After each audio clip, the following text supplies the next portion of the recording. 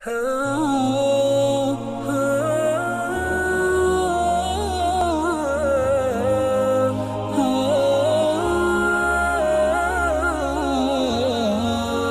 بالله من الشيطان الرجيم. بسم الله الرحمن الرحيم.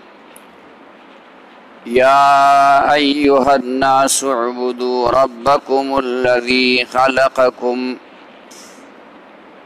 والذين من قبلكم لعلكم تتقون.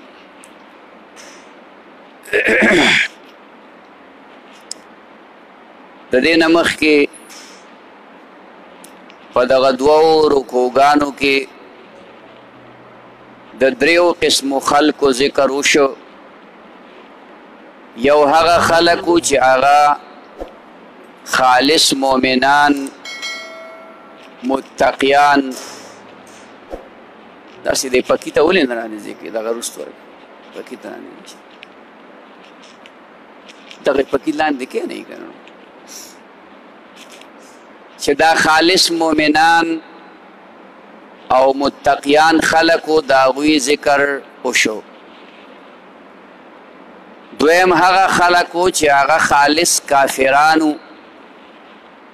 او د دین اسلام دشمنانو، د نبی علیہ السلام د صحابه کرامو دشمنانو. او دریم هغه ډله وه چې هغه منافقانو. داغوی د پاره 14 آیتونه داغوی په قبایحو کې او داغی په غلطو عقیدو کې او داغی په غلطو صفاتو کې ذکر کړل. او بیا دغه منافقان په دوه قسمو. یو هغه چې داغی په زړه کې کفر خکلکو، او دویم هغه چې کله کله به د اسلام نه هغې اثر قبول که، چونکې د نبی علیه السلام مجلس کې اوس نه څه اثر به یې د هغې نه قبول که. د هغې دپاره الله جل شانه دوه مثالونه وویل. دې آیتونو کې په دې اول آیت کې الله جل شانه عامو خلکو ته اعلان کوي او دعوت ورته ورکوي. نو لفظ دې له اختیار کوي یا ایها الناس، اے خلکو، که تاسو خالص مؤمنان مسلمانان یی، اے خلکو که تاسو خالص کافر یی، او اے خلکو که تاسو منافقان یی.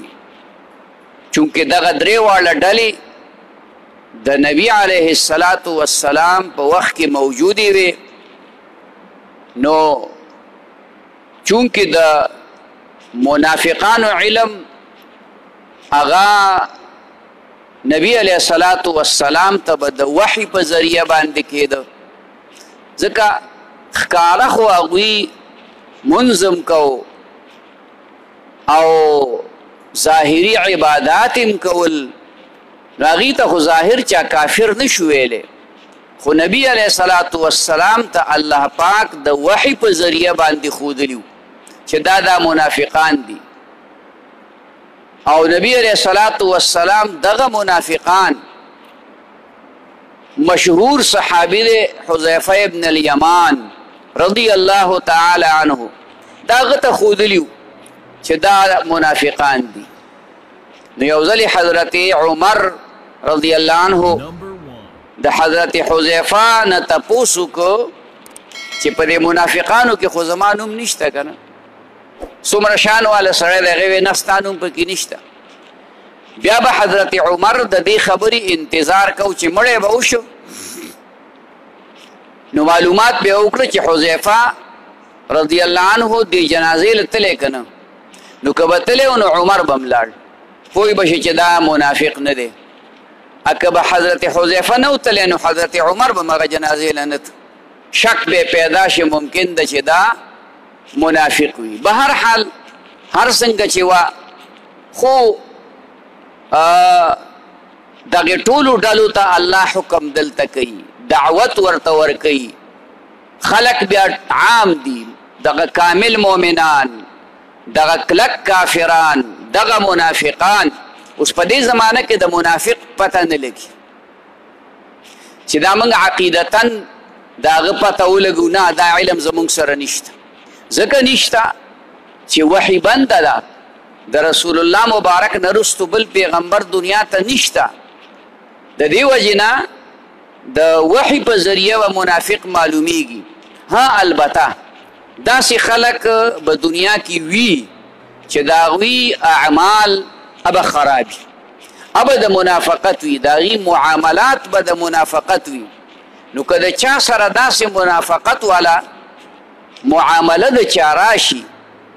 نو هغه ته بیا هم ته خالص منافق او کافر نشي ویلی وجه دا ده چې ممکن ده چې دا مؤمن مسلمان دی صحیح دی خو غرض به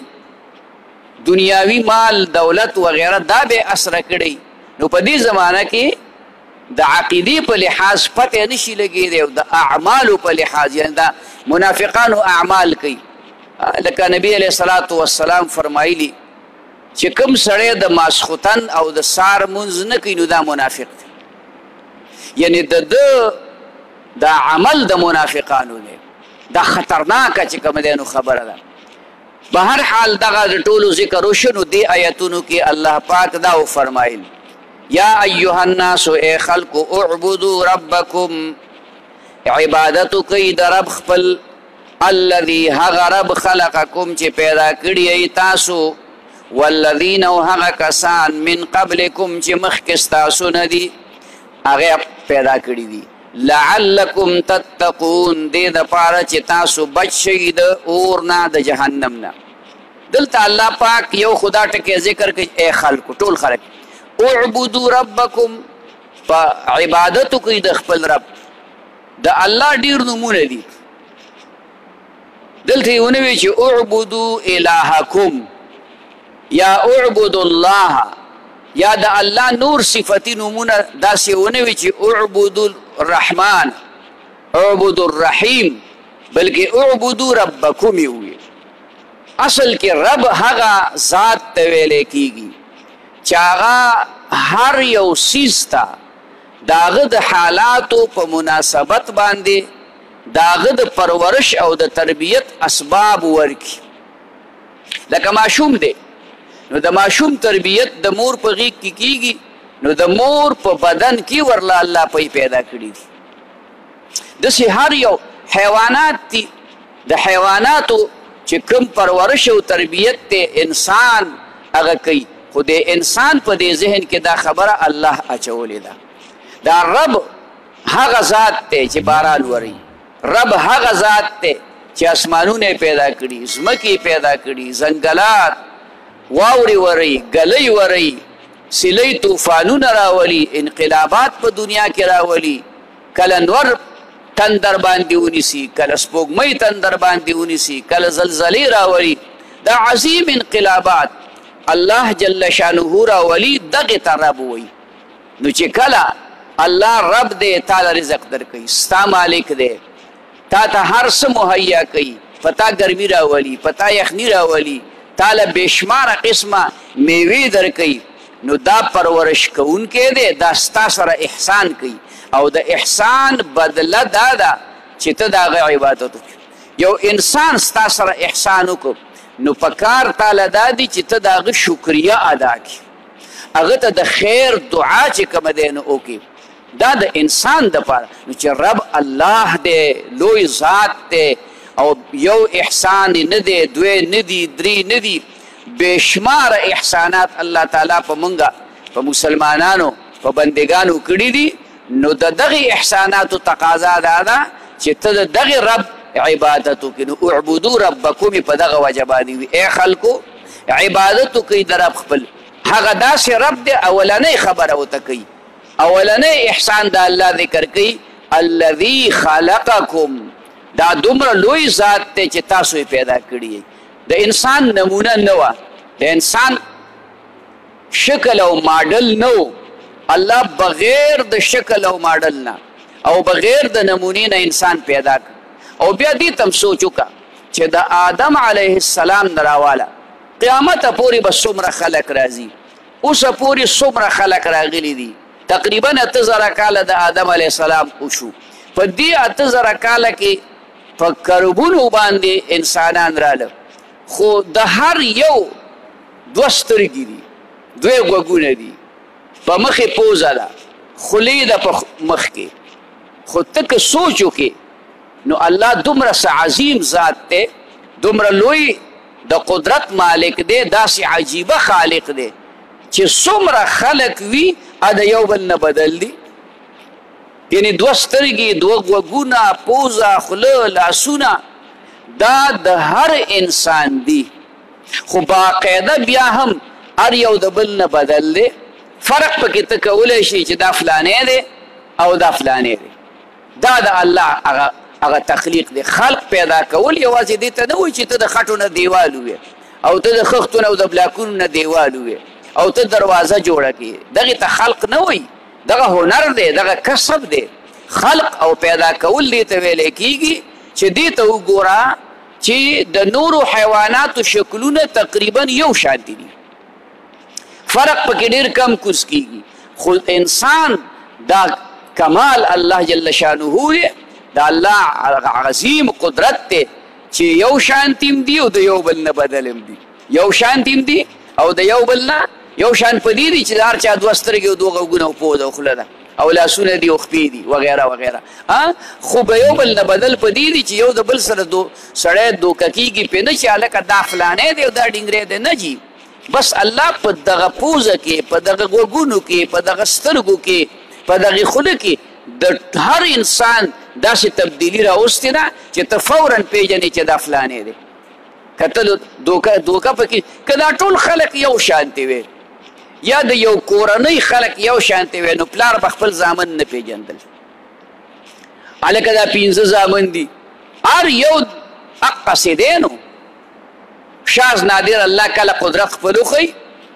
کله 2 کسان داسې پیدا شي د مور نه چې هغه بلکل همشکلي. دا چرته په لکونو کې داسې وشي او دام الله خپل قدرت ښیي. هغې کې فرق وي خو مونږ هغه فرق پوره نشو چې کوم دی نو محسوسولی. د دې وجې نه الله داسې وي الذي، دا الله هغه، دا رب هغه څوک دی خلقکم چې تاسو یې پیدا کړي یئ، والذین او هغه کسان یې پیدا کړي من قبلکم چې مخکې ستاسو، یوازې تاسو یې نه پیدا کړي، ستاسو نه مخکې ډېر زیات خلق تیر شوي دي، هغه هم پیدا کړي.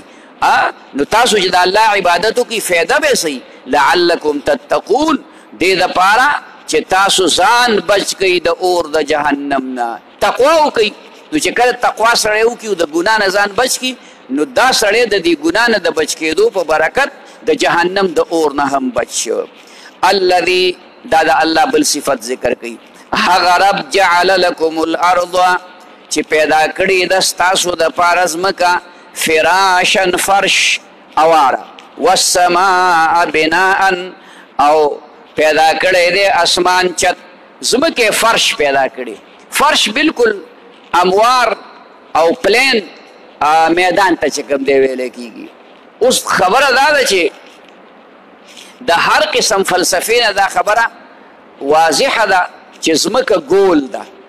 ځمکه ګول ده، خو دا داسې ګول خو نه ده که چې صرف پنډوس دی. دا خو چې څومره غټه ځمکه ده، تاسو د سمندرونو ته وګورئ، سمندرونو ته تقریبا 70-73% دا اوبه دي او دا باقي 27% دا چې کومه دی نو وچه ده. د دې وچې څه سر سامان معلوم نه دی. نو دا د ګولایي سره سره پلنه هم ده، دې کې تیهونه هم دي. لکه ګورئ یو غټ ګول سیز پنډوس واخله یا بل یو سیز ګول جوړ کا او د هغې د پاسه میږی کېنوه، نو د میږي دپاره د دې پنډوس د دې بال دا بره حصه دا بالکل پلین میدان ښکاري. انسان ته دا ځمکه ګول نه ښکاري، دا ورته همواره چې کوم دی نو ښکاري. دا سره د ګولایۍ نه په دې کې هغه همواري د ډېر غټوالي د وجې نه موجود ده. د ځمکې سر سامان خو چا نه دی معلوم کړی چې د دې لمبایي څومره ده او د دې چوړایي چې کوم دی نو څومره ده، هېڅ پته نه لګي. نو چې الله ستاسو دپاره ځمکه پیدا کړې فرش، تاسو پکې د خپل خواهش مطابق آبادی هم کوئ، کروندې هم پکې کوئ، پټي هم پکې جوړوئ، باغونه هم پکې کوئ. دغه فرش دی که دا یې داسې کلکه پیدا کړی وی چې دا نه راکنستی کېدی، نو نه پکې تا صحیح آبادي کولی شوه او نه دې پکې کرونده کولی شو، نه دې پکې باغونه لګولی شو. الله فرش پیدا کړ. والسماء او اسمان چت پیدا کړ. دا چت دی د آفات و بلیاتو نه پې ته بچې. د دغې اسمان نه الله بېشماره نعمتونه د اوبو په شکل کې نازلوي. نو ویې فرمایل وانزل من السماء ماء، او نازل کړي الله تعالی د اسمان نه اوبه، فاخرج به راویخ کل په دې اوبو سره من الثمرات میوې، رزقا لکم خوراک ستاسو دپاره، رزق ستاسو دپاره. دا الله جل شانه بل احسان ذکر که چې یو خو د ځمکه فرش پیدا کړه، بل د ته اسمان چت پیدا که، بیا د هغې سره د اسمان نه اوبه نازلې کړې. ما تاسو ته تېره ورځ ووي چې د اسمان نه اوبه یعنې د اوچت طرف نه دا اوبه اصل کې د دې وریځې نه الله پاک نازلوي، او وریځ کیلومیټر 1.5 یا 2 کیلومیټره د ځمکې نه چې کوم دی اوچته ده، دغه اوبې نازلې کړې. او دغه اوبه په برکت باندې د دغې اوبو په وجه باندې قسم قسم میوې او فصلونه الله تعالی پیدا کړ. بیا دغه اوبې ذخیره کړي، د واورې په شکل کې ذخیره کړي، د حوضونو ډنډونو په شکل کې ذخیره کړي، د نهرونو او د دریابونو او د سمندر په شکل کې چې کوم دی نو هغه ذخیره کړي. هغه د ختمېدو نه ډېري. د الله حکمتونه په هر څه کې دي. په یو علاقه کې به ډېرې اوبئ، په یو علاقه کې به کمې اوبئ. د دغې خلکو سره قدر پیدا کوي د خدای د نعمتونو، چې هلکه بل مقام کې اوبه ډېرې دي، هلته هغې ته نور څه تکلیف وي او موږ ته اوبه کمې دي، نو موږ له دا صبر پکار دی او د دې د الله امتحان دی، په هغې باندې چې کوم دی په هغې کې کامیابي پکار ده. نو دا یو فرمایل چې د اسمان نه اوبه نازلې کړي او د هغې په ذریعه باندې قسم قسم میوې دا د ځمکې نه را زرغونې کړي. د څه دپاره؟ رزقا لکم، چې دا خوراک دی ستاسو دپاره. رزق هر هغه څیز ته ویلی کېږي چې هغې خوري. فلا تجعلوا لله اندادا، نو مه ګرځوئ د الله سره شریکان، وانتم تعلمون، حال دا دی چې تاسو پوهیږئ. دا چې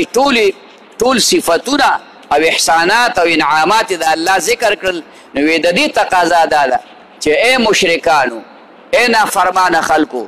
تاسو د الله سره شریکان مه جوړوئ. خدای پاک قادر مطلق ذات دی، او دا تاسو چې څه کوئ شریکان د الله سره د څه شي شریکان جوړوئ؟ ګټو نه، د لرګو نه،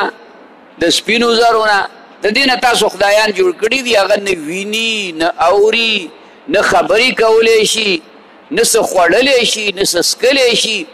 او هغه بت ته ته راځي او سجده ورته کوي. دا څونه حماقت دی، څونه بېوقوفي ده. د دې وجې نه الله ورته وایي چې د الله دې نعمتونو ته وګورئ، دې احساناتو ته وګورئ. د دې احساناتو تقاضا دا ده چې تاسو د الله سره شریکان مه جوړوئ او پوهیږئ. یعنې که سوچ هم پرې وکړو نو دا خبره تاسو ته واضحه ده چې الله د عبادت لایق دی.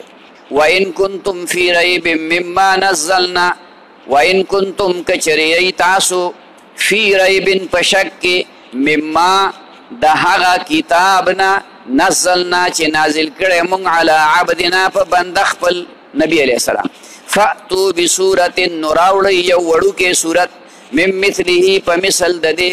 ودعو شهداءکم، او راوغواړئ راوبلئ امداد کوونکي خپل، من دون الله علاوه د الله نه، ان کنتم صادقین کچریئی تاسو رښتوني. دا مخکې آیتونو کې د الله د ربوبیت یعنی د الله د ربوالي ذکر وکړه چې خالق مالک دی، او دې آیتونو کې الله جل شانه د نبی علیه السلام د رسالت د حقانیت او د قرآن د حقانیت ذکر کوي. قرآن الله نازل شروع کړو، نو چې کله قرآن به نازلېده نبی علیه السلام به هغه صحابه کرامو ته د هغې تلاوت کو او بیا به ورته د هغې مطلبونه او معناګانې ذکر کولې. نو دې کافرانو به ووي دا نبی علیہ السلام جادو کوي کله به وی دا نبی علیہ السلام دا قرآن دغلته کې یو ترکاڼ دی دا غنې زده کوي او بیا یې موږ ته وایي حالانکې خبره دا وه چې دا د نبی علیہ السلام یو عظیم الشانه معجزه وه په دې لحاظ باندې چې نبی علیہ الصلاة والسلام 40 کاله په مکه مکرمه کې د دغې خلکو په مخ کې تیر کړل 40 کاله عمر ډېر شی دی او نبی علیہ الصلاة والسلام د چا نه یو الف ب ونه وي یو ټکی سبق چې کوم دی د چا نه دی ویلی او اچانک د هغه په ژبه مبارکه باندې داسې کلام راغی چې د هغې مقابله اوسه پورې لا چا نه ده کړې د هغې د یو آیت مقابله هم چا نه ده کړې دا آیت دا په دغه وجه باندې د نبی علیہ السلام د رسالت او د قرآن د حقانیت دپاره یو عظیم الشان دلیل دی چې نبی علیہ السلام د چا نه سبق نه دی ویلی او په خوله یې هغه کلام راځي چې د هغې څوک مقابله نشي کولی دې ته معجزه وایي هر هغه کار چې الله یې د پیغمبر په لاس باندې ښکاره کي په ذریعې ښکاره کي او د هغې څوک مقابله نشي کولی نو دغې ته معجزه ویلی کېږي که د یو ولي او د نیک سړي په لاس یو داسې کار ښکاره شي چې په اسبابو نه کېږي نو هغې ته کرامت ویلی کېږي په هر حال الله ته دا ووایي قرآن شریف کې یو سل څوارلس سورتونه دي څه ډېر اوږده دي څه ډېر واړه دي اخره کې واړه انا اعطیناک الکوثر والعصر ان الانسان لفی خسر واړه سورتونه دي قل هو الله احد لم تر کیف دا واړه سورتونه دي دلته الله پاک یو ټکی ذکر کوي فأتو بسورتن د عربیت یو نکته ده په دې ځای کې چې د دې صورت چې په داسې الفاظو باندې ذکر شي نو د دې نه مراد یو وړوکي نه وړوکی صورت دی لکه انا اعطیناک الکوثر دا د 3 آیتونو وړوکی صورت دی داسې یو صورت راوړئ سوره بقره نه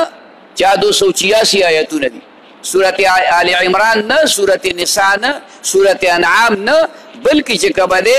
دا صورت چې وړوکی نه وړوکی دی د دې مقابله وکړي ځکه تاسو خو شک کوئ چې د نبي علیه السلام دا خبره دا قرآن د الله کلام نه دی د الله د طرف نه نه دی راغلي بلکې دا نبي علیه السلام د ځان نه جوړ کړی دی یوه یا نبي علیه السلام جادوګر دی نعوذ بالله دوه یا نبي علیه الصلاة والسلام د بل چا نه زده کړی بیا یې موږ ته وایي دا ټولې خبرې دا اعتراضاتو نو الله چیلنج ورکړ اول یې ورته وایي دې قرآن په شانتې راوړئ بیا ورته وایي ښه 10 سورتونه راوړئ بیا ورته وایي یو سورت راوړئ بیا په مکه مکرمه کې یو بهترین شاعر هغه به د خلکو د شعرونو اصلاح کوله نبی علیه الصلاة والسلام باندې قرآن نازلېده نو یو صحابي ولګېد د دې وړوکي صورت یو آیت هلته هغه ته ولېږه انا اعطیناک الکوثر نو هغه د نورو خلکو د هغه اشعارو تصحیح وکړه هغې کې چې څه غلطي وه هغې ولټي کړه دې ته چې راغې انا اعطیناک نو حیران پاتې شو دا څه دي د دې څه مطلب دی نو لاندې ورته دویم شعر ولیکه شعر یې برابر کړه دویمه مصرع ورسره دا ولیکله چې والله ما هذا قول البشر زما دې په الله قسمي چې دا چې کومه دی د بنده قول نه دی دا هغه سړی دی چې د قرآن انکار کوي چې قرآن د الله کلام نه دی او بیا په خپله اقرار کوي د یو آیت په برکت باندې چې زما دې په الله قسمي چې دا د بنده قول نه چې د بنده قول نه شو د چا قول شو د بنده وینا نه شو د چا وینا شو د الله به هر حال نو دې کې الله چیلنج ورکړ وان کنتم فی ریب کچریی تاسو په شک کې مما د هغه کتاب نه نزلنا چې نازل کړی موږ علی عبدنا په بنده خپل فأتو بسورة نو راوړئ یو صورت من مثله په مثل د دې ودعو شهداءکم او راوبلئ امدادیان خپل من دون الله علاوه د الله نه ان کنتم صادقین کچریی تاسو رښتوني بس ترې پورې صدق الله العظیم یا ایها الناس اے خلق اعبدوا ربکم عبادت کوي در رب خپل الذي هغه رب خلقکم چې پیدا کړی تاسو والذین او هغه کسان من قبلکم چې مخکې تاسو نه دي لعلکم تتقون دې د پاره چې تاسو ځان بچ کړئ د اور نه الذي هغه رب جعل لكم الارض چې پیدا کړی د ستاسو د پاره ځمکه فراشن فرش والسماء بناء او اسمان چت وانزلنا او نازل کړي دي من السماء د اسمان نه ماء اوبه فاخرج به راوخلي دي په دې اوبو باندې من الثمرات میوه رزقا لكم رزق ستاسو د پاره فلا تجعلوا لله نو مگر زوی د الله سره اندادن شریکان وانتم تعلمون حال دار چې تاسو پوهیږئ وان کنتم فی ریب کچری تاسو په شک مما د هغه کتاب نه نزلنا چې نازل کړي مونږ علی عبدنا په بند خپل فاتو نراوړی بصورت یو صورت من مثله فمثل د دې ودعوا شهداءکم او راو بلی امدادیان خپل من دون الله علاوه د الله نه ان کنتم صادقین کچری تاسو رښتونی صدق الله العظیم ربنا آتنا في الدنيا حسنة وفي الآخرة حسنة وقنا عذاب النار اللهم احسن عاقبتنا في الأمور كلها وأجرنا من خزي الدنيا وعذاب الآخرة باران د پاره دعا وکړه اله العالمین د خیر او د رحم په قدر د حاجت باندې باران وکړه اللهم اغثنا غيثا مغيثا مريعا مجللا غدقا نافعا لعامتنا غير ضار لخاصتنا وهو الذي ينزل الغيث من بعد ما قنطوا وينشر رحمته وهو الولي الحميد وصلى الله تعالى